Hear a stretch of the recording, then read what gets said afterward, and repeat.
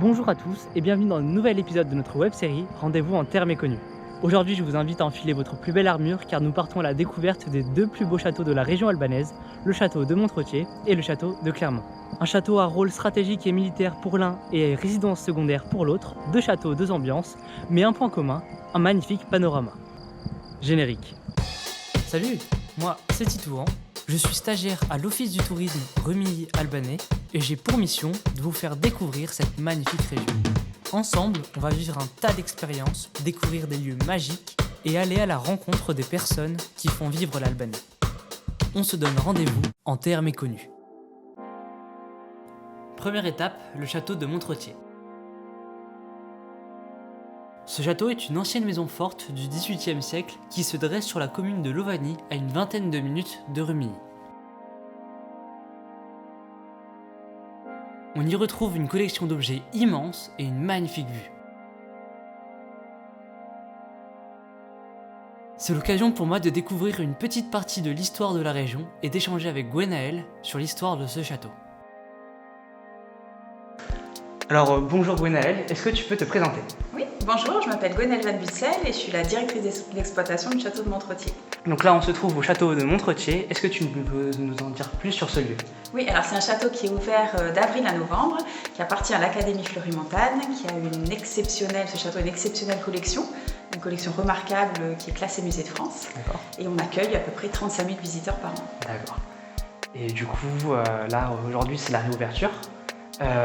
Donc vous avez mis en place une programmation pour toute l'année. Est-ce que tu peux nous en dire un peu plus sur cette programmation ?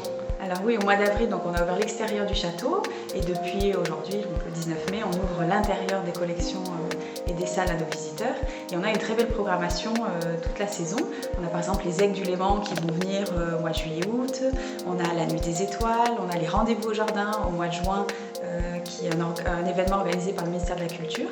Et on travaille avec des élèves de l'ISETA, avec l'apiculteur, on a installé des ruches dans le jardin. On a aussi un maraîcher qui va nous expliquer son travail. On a toute une très belle programmation que vous pouvez retrouver sur le site internet du château, www.châteaudemontretier.com.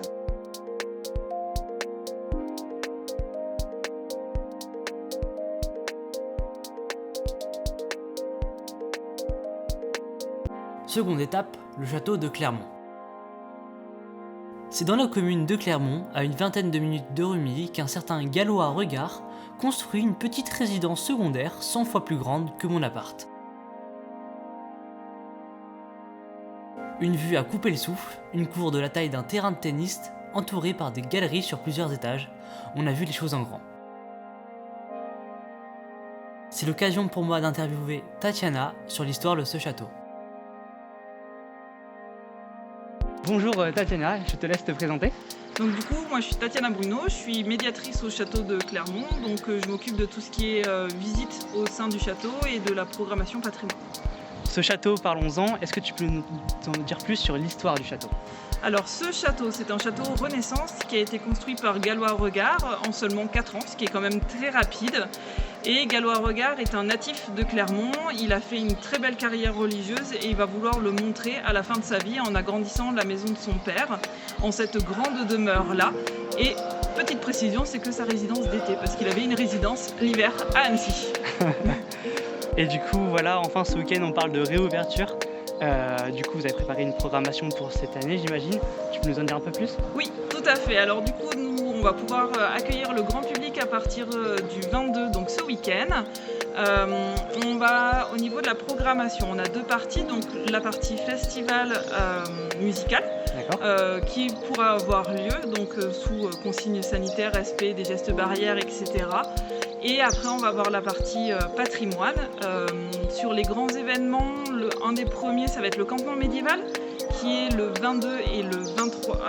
le 12 et le 13 juin, aucun rapport, avec la compagnie de Fil en Épée. Et puis cet été, on aura le chantier de fouilles archéologiques au mois de juillet et par exemple la journée jeune public au mois d'août. Donc une journée spéciale pour les familles et le jeune public en lien avec le festival aussi. Et voilà, nous arrivons à la fin de cet épisode. Merci aux équipes du château de Montretier et celui de Clermont pour leur invitation. Merci à vous d'avoir regardé cette vidéo. Rendez-vous sur le site de l'Office du tourisme pour plus d'informations. Quant à moi, je vous donne rendez-vous dans une prochaine Terre Méconnue. D'ici là, portez-vous bien. Ciao ciao.